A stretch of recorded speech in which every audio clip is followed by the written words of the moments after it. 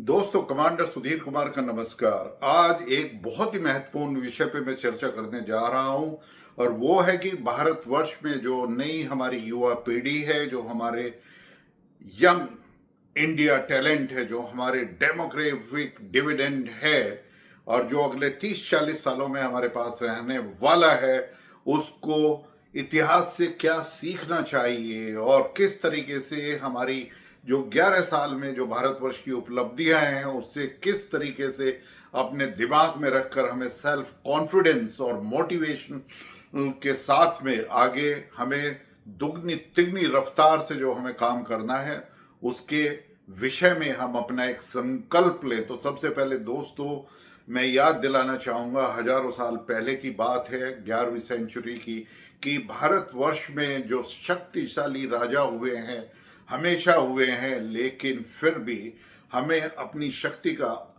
जो एक तरीके से उसमें हमारा विश्वास कम हुआ और हमने अपनी पराक्रम को नहीं समझा। और भारतवर्ष में ऐसे कितने ही मीर जाफर रहे हैं। और भारतवर्ष में एक चीज की कमी है कि कुछ लोग वो बहुत ही लालची हैं, वो सिर्फ अपने सेल्फ इंटरेस्ट को देखते हैं।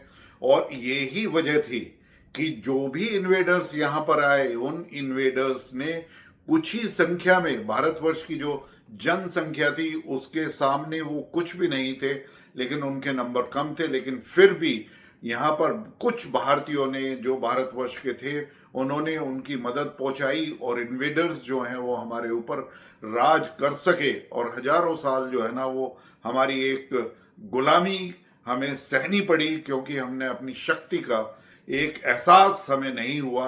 और किस तरीके से शक्ति और मनोबल दोनों चीजें हमारे साथ में शायद नहीं थी, या दूसरी तरह से मैं कहूँगा वो साथ थी। और हमारे अलग अलग किंग जो है ना वो बहुत ही पराक्रमी रहेंगे हर एक समय पे किसी भी इन्वेडर्स के सामने, लेकिन फिर भी यहाँ पर उनका राज हुआ, मुगलों का राज हुआ या और दूसरे इन्वेडर्स का राज हुआ। तो उसका कारण यही था।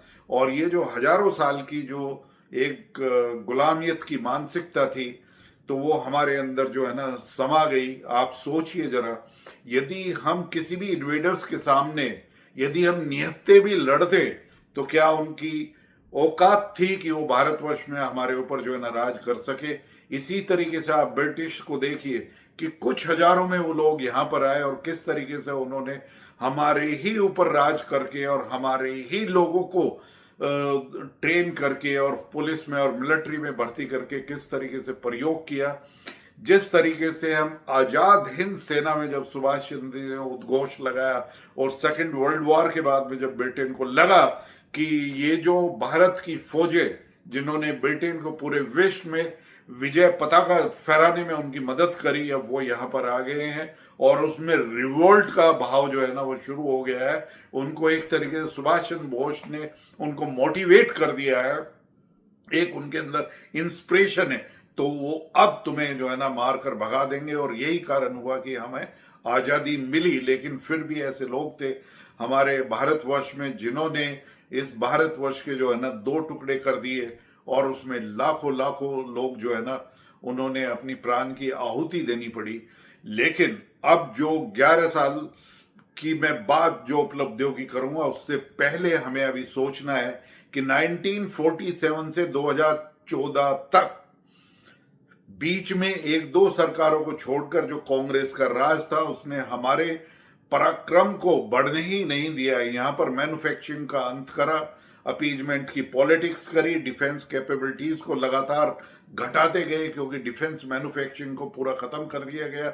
और जिसकी वजह से जो हमारी एक हजारों साल की गुलामियत थी या अंग्रेजों की जो गुलामियत थी, वो फिर भी आजादी के बाद भी वो ही लोग यहाँ पर राज करते रहे और एक डायनेस्टी राज करती रही जिसने हमें गुलामियत से निकलने ही नहीं दिया। लेकिन एक पराक्रमी योद्धा जो भारतवर्ष की जनता ने पसंद करके चुन के और जो बहुत ही लोकप्रिय भारतवर्ष में है, वो नरेंद्र मोदी जी को जब 2014 में भारतवर्ष ने चुना तो उन्होंने वो ही करके दिखाया जो एक सच्चा सपूत कर सकता है, जो एक सच्चा भारतीय कर सकता है।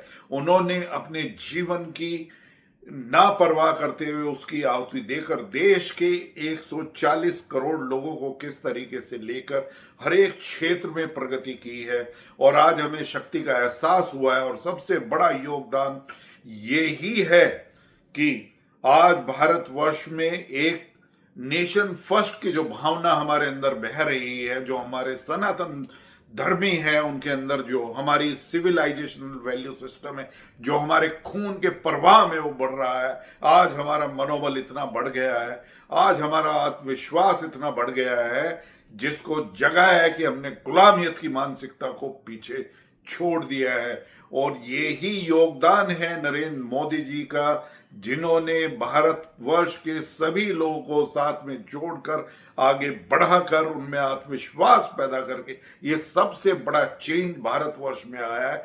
अब एक नए भारत का उद्घोष हो चुका है। नए भारत पूरे विश्व के पटल पर वो वर्ल्ड ऑर्डर को एक दिशा दे रहा है। जियो पॉलिटिक्स में एक बहुत ही डिसाइसिव अपनी पॉलिसी का जो है ना वो मंत्र फूंक रहा है।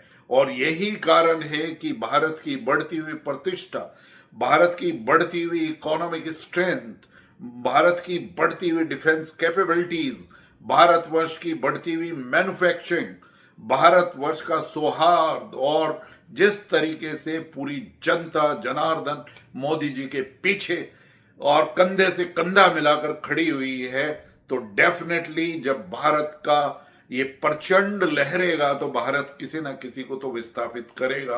और वो आपने देख ही लिया है कि पिछले 11 सालों में हमने कहां से 10वीं अर्थव्यवस्था से आकर चौथी अर्थव्यवस्था में आप पहुंचे हैं, और अगले साल के अंत तक हम तीसरी सबसे बड़ी अर्थव्यवस्था जीडीपी में हो जाएंगे। वैसे तो परचेज पावर पैरिटी में हम ऑलरेडी तीसरे स्थान पर हैं, जहां हमारी जो है परचेज पावर पैरिटी के हिसाब से हमारी जो जीडीपी है वो करीब 16 ट्रिलियन यूएस डॉलर्स के बराबर है, और हमारी नॉर्मल जो जीडीपी है वो है करीब 4.2 ट्रिलियन यूएस डॉलर्स।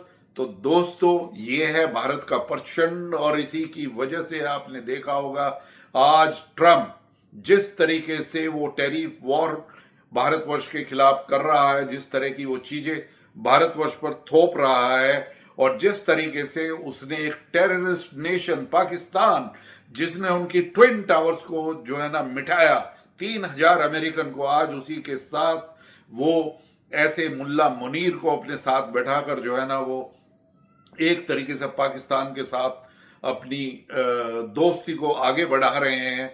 और अभी अभी मुल्ला मुनीर से उन्होंने अमेरिका की सॉयल से एक चेतावनी, न्यूक्लियर वेपन्स को प्रयोग करने की चेतावनी मुल्ला मुनीर ने बगैर सोचे समझे भारतवर्ष को दे दी है। तो यह हम बहुत ही सीरियसनेस से ले रहे हैं। सारे भारतवर्ष को संकल्प है, हम मोदी जी को नहीं झुकने देंगे, हम देश को नहीं झुकने देंगे। राष्ट्र प्रथम है, देश हमारा पहले है, और ये हमारी ड्यूटी है कि आज हम सभी मिलकर ये एक संकल्प लें कि अब हम अमेरिका की कोई भी ऐसी चीज, चाल या किसी भी तरह की चीजों के हम नहीं झुकेंगे। हम बराबरी का स्थान चाहते हैं, हम आंख से आंख मिलाकर बात करेंगे, और ये पॉलिसी भी हम साथ साथ करेंगे कि this is not the era of war, it is the era of वासुदेव कुटुंबकम। जो हमारी सिविलाइजेशनल परंपरा का सबसे बड़ा वैल्यू सिस्टम है, हम उसको आज भी करते हैं। और G20 की प्रेसिडेंसी में भी नरेंद्र मोदी जी ने वो ही किया कि one earth, one family, one future.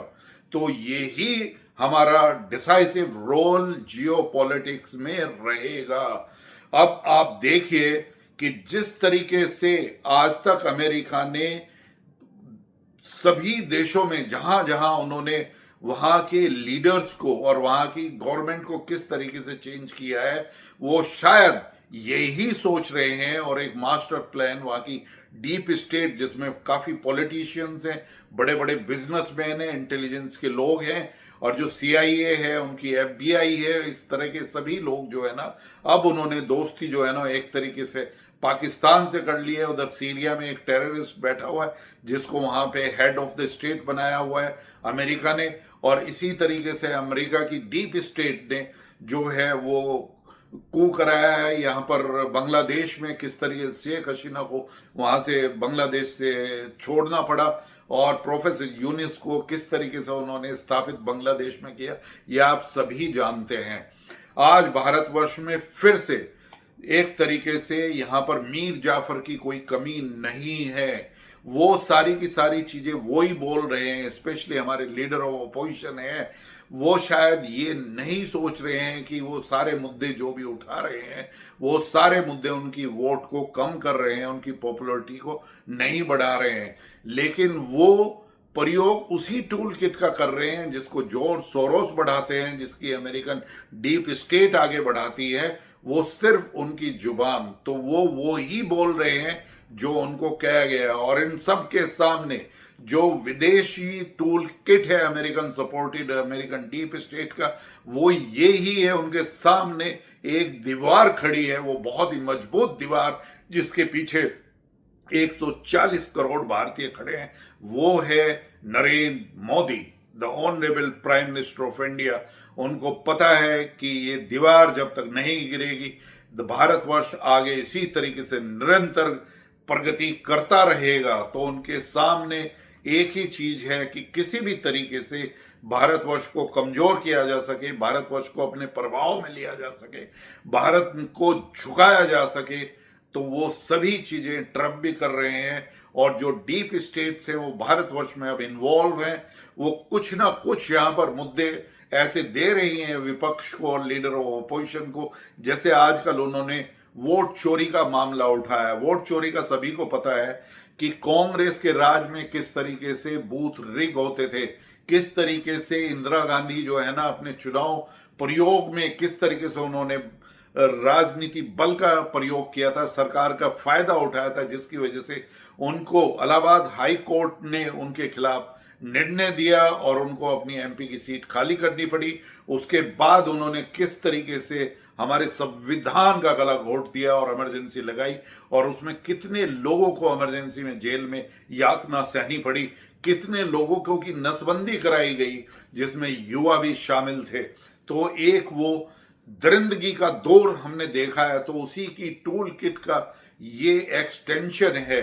क्योंकि भारतवर्ष में काफी ऐसी डायनेस्ट फैमिलीज हैं जो वो ये सोचती हैं कि राज करना तो उनके पुश्तैनी उसमें है और ये उनका हक है, शायद ये उनका एंटाइटलमेंट है।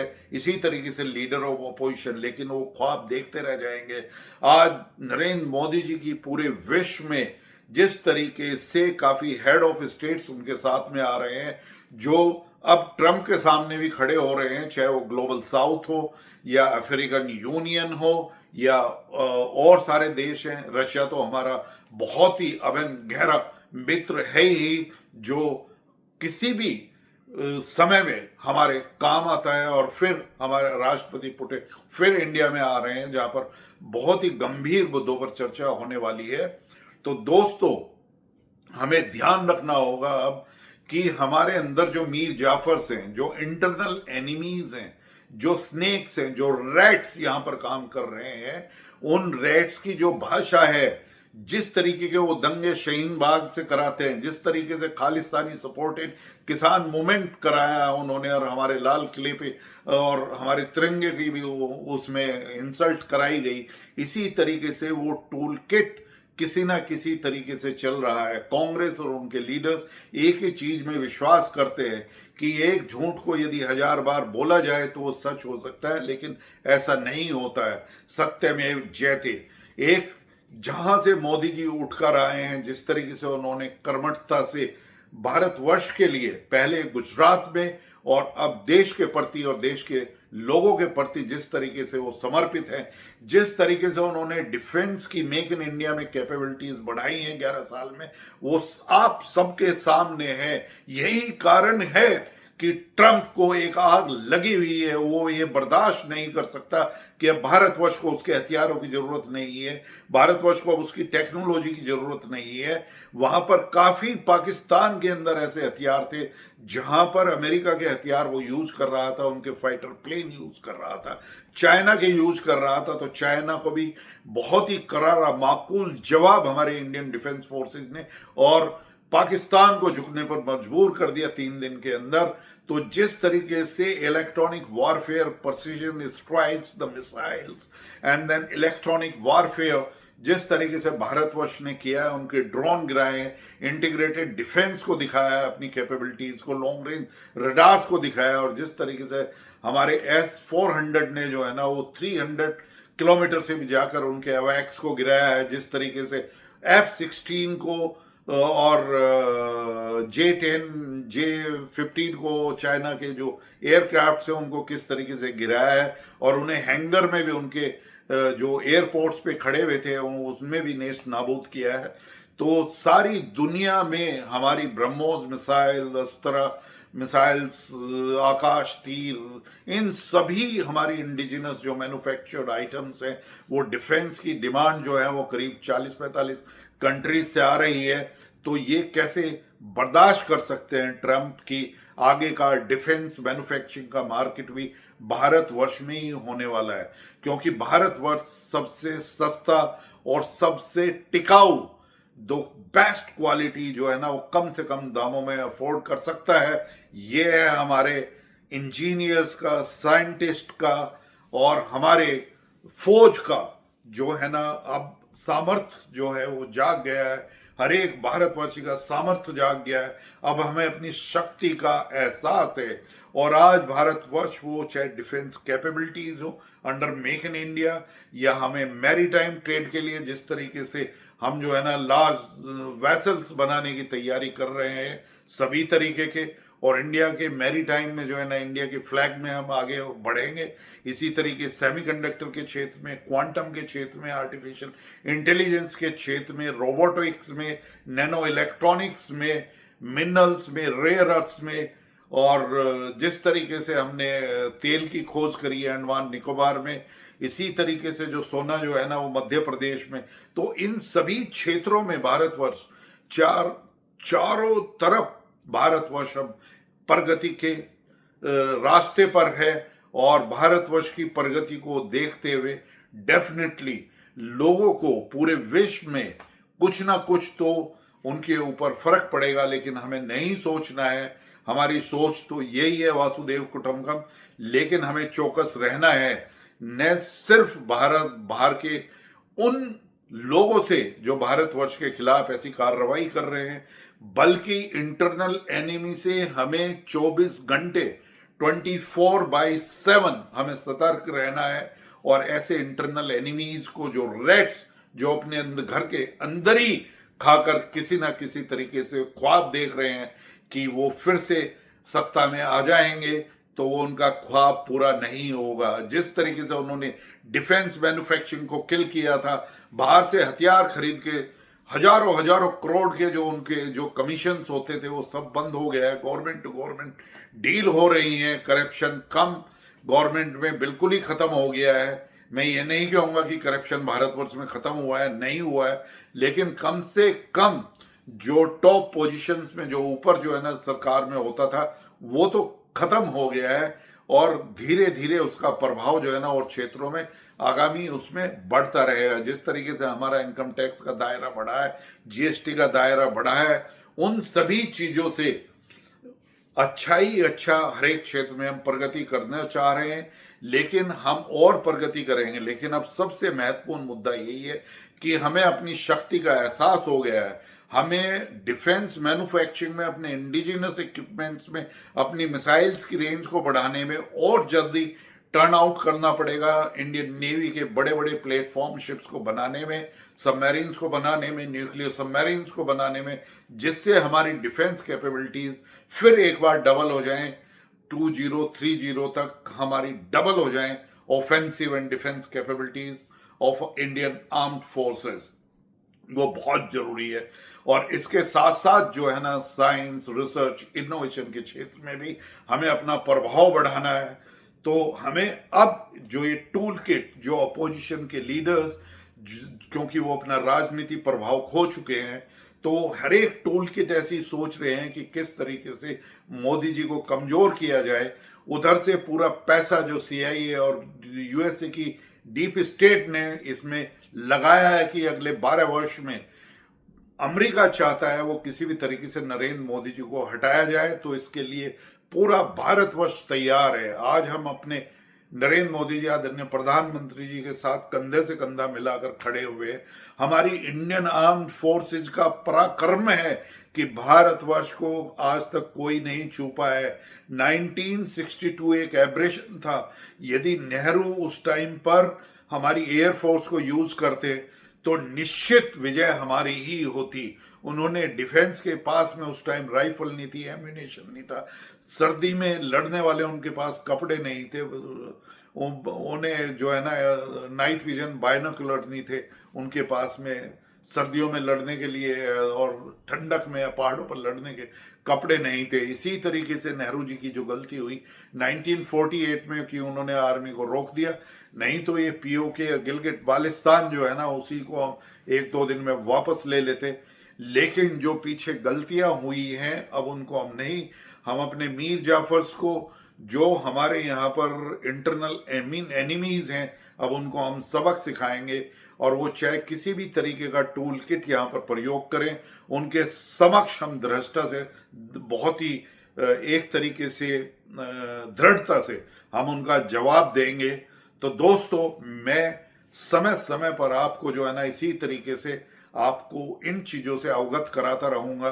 और नेशन फर्स्ट, और जरा आप सोचिए कि अमेज़न से आप जो है ना ऑर्डर करना एकदम से छोड़ दीजिए, देखिए उसका क्या प्रभाव पड़ेगा। तो दोस्तों, यदि आपको ये वीडियो पसंद आया तो इसको लाइक करिए, मेरे चैनल कमांडर स्ट्राइक को सब्सक्राइब करें। जय हिंद।